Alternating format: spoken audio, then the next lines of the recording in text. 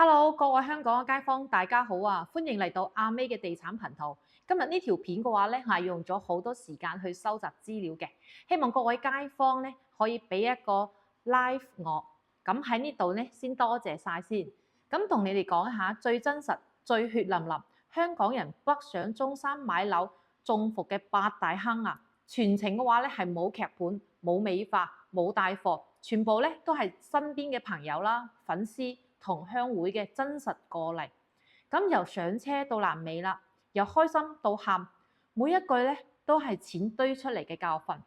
如果你正準備參加免費嘅睇樓團，正心動中山嘅平樓啦，正想住退休養老北上置業，咁呢條片嘅話咧，你一定要由頭睇到尾。咁我先講一句最核心嘅，香港人喺中山買樓，10個有7個踩過坑，咁3個咧正喺度維權，咁剩得一個咧係未收到樓嘅，唔係危言聳聽，係現實。好多香港人點解中意嚟中山買樓？咁理由好簡單，第一平，香港一間廁所，中山可以買一套大3房。第二近，話就話1小時生活圈啦，過關方便。第三環境好，空氣清新，適合養老、度假、投資收租，初心全部都係好嘅。但係現實咧好殘酷，銷售把嘴咧係沒過蜜，沙盤靚到好似天堂咁，合同一簽，轉頭嘅話咧就變成地獄。今日我同你哋講晒所有踩坑中伏嘅真實情況。第一個咧係最常見嘅坑，就係免費睇樓團啦，等於洗腦殺豬團。咁一上車咧就會逼你落訂。中山最多嘅咧就係港澳免費睇樓團啦。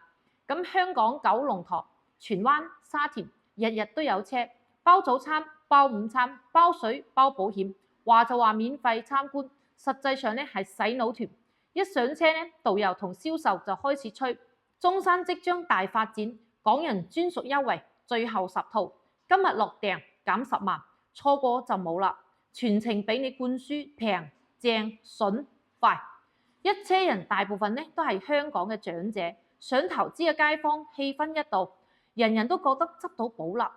到咗現場，售樓部處裝修豪華，音樂勁，燈光靚，茶水點心齊全，銷售1對1嘅貼心服務，一口一個老細阿姐伯伯，態度好到你唔好意思拒絕啊！咁最陰毒嘅咧就係限時優惠，咁而家落訂留低單位，走咗咧即刻俾人買走。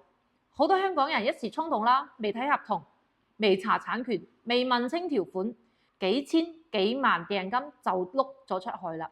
咁返到香港冷靜落嚟咧，先發覺中伏，想退訂冇可能嘅事啦。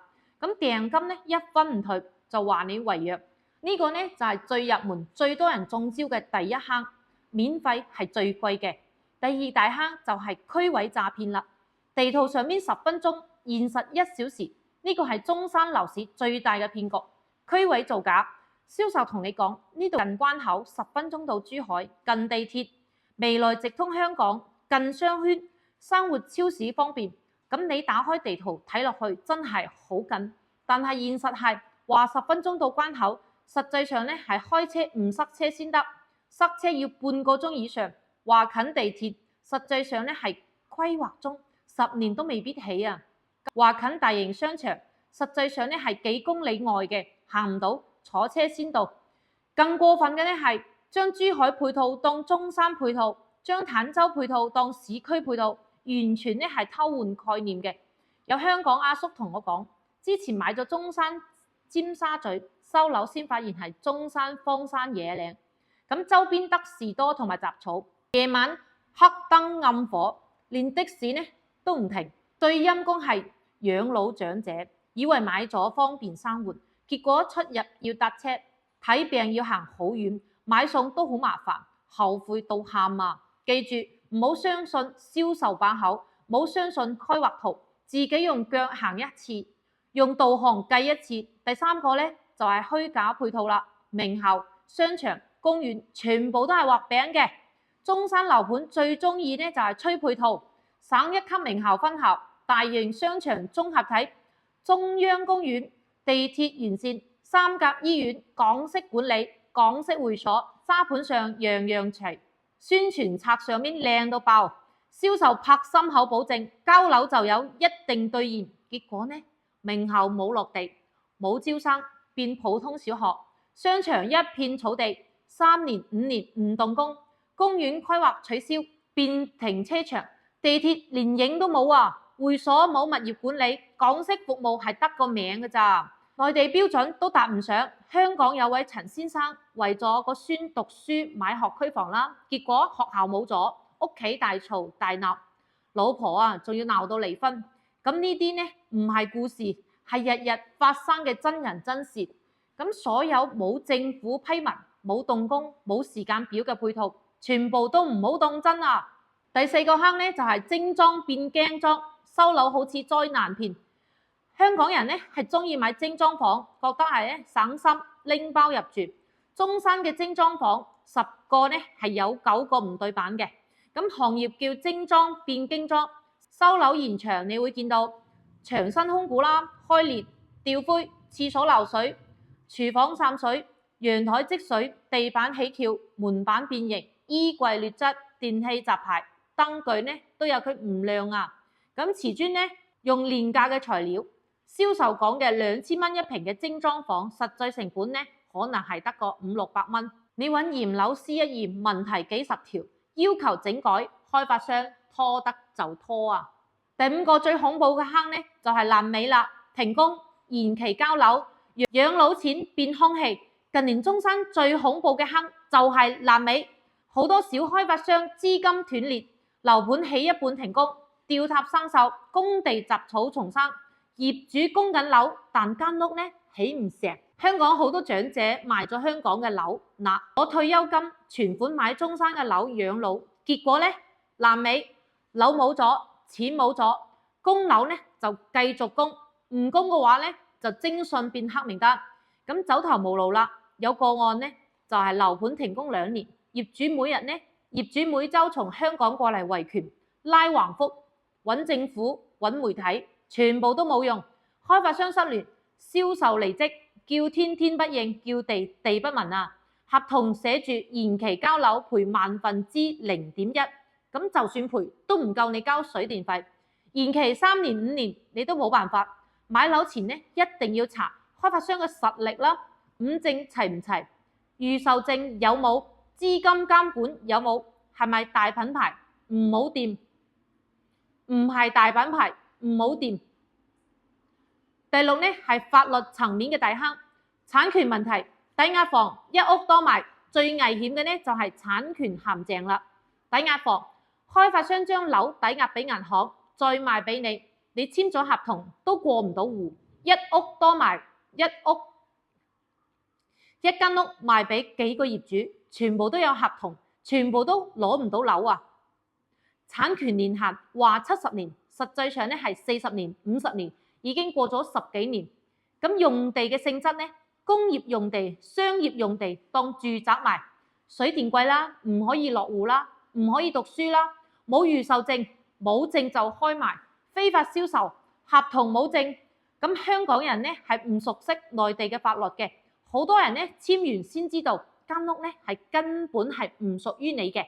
咁打官司，內地打官司時間長，流程複雜，跨境取證難，好多香港人呢係耗唔起時間金錢，最後呢只能認栽啦。第7個坑呢就係包租反租嘅騙局啦，高回報變成零回報，好多樓盤吸引港人包租反租，年化率5%、8%回報，話你買咗唔使理，每月收租，穩賺不賠啊！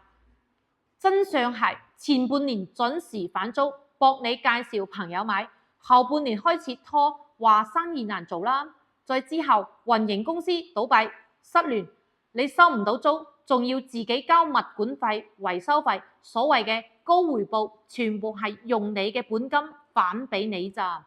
東牆補西牆，香港有位伯伯買咗3套包租嘅公寓，頭3個月收咗租之後呢，咁之後就1分錢就冇噶啦，公司註銷，人都走晒，3套房空喺度，租唔出，賣唔甩，每月呢仲要倒貼管理費，包租反租，高回報， 99%係坑啊。第8個坑咧就係物業差，管理費貴，居住環境一落千丈啊！